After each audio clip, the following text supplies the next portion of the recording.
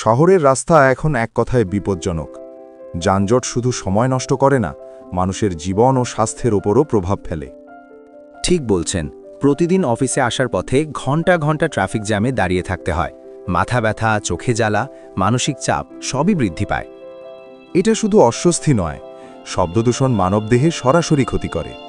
হৃদরোগ, উচ্চ রক্তচাপ, ঘুমের সমস্যা এবং মানসিক চাপ সবই বৃদ্ধি পায়।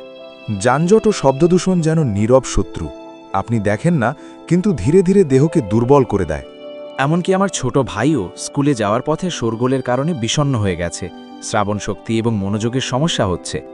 দীর্ঘমেয়াদে শব্দদূষণ শিশুদের মনোসংযোগ কমিয়ে দেয়। বৃদ্ধ বয়স্কদের মধ্যে ঘুমের সমস্যা, মানসিক চাপ এবং হৃদরোগের ঝুঁকি বাড়ায়। তাহলে আমাদের করণীয় কি? শুধু অভিযোগ করলেই কি হবে? না, আমরা সবাই সচেতন হলে অনেক কমানো যায়। যেমন হর্ন কম ব্যবহার করা, লাউড মিউজিক সীমিত করা। এছাড়া ট্রাফিক আইন মানা, সঠিক লেন ব্যবহার এবং যানজট কমানোর চেষ্টা সবই গুরুত্বপূর্ণ। শব্দদূষণ শুধু ট্রাফিকেই সীমাবদ্ধ নয়। শহরের কনস্ট্রাকশন সাইট, শিল্প কারখানা, স্কুল কলেজের লাউড মাইট সবই মানুষের স্বাস্থ্যকে প্রভাবিত করে। আমি তো লক্ষ্য করেছি, দিনের শেষে আমার কানে বাজতে থাকে শোরগোল। দুপুরে একটু বিশ্রাম করতে পারি না। এই ধরনের দীর্ঘমেয়াদী শব্দ আমাদের দেহে কর্টিজল হরমোন বাড়ায়। ফলে হৃদরোগ, মানসিক চাপ, অস্থিরতা এবং ঘুমের সমস্যার ঝুঁকি বেড়ে যায়। শরীরই আমাদের আসল সম্পদ। যদি আমরা স্বাস্থ্যকে হালকাভাবে নিই, শব্দদূষণ আমাদের জীবনকে অকার্যকর করে দিতে পারে। তাহলে আমরা কি পারি? শুধু নিজের জন্যই নয়, পরিবেশের জন্যও সচেতন হওয়া দরকার। হ্যাঁ, প্রতিটি ছোট পরিবর্তন গুরুত্বপূর্ণ।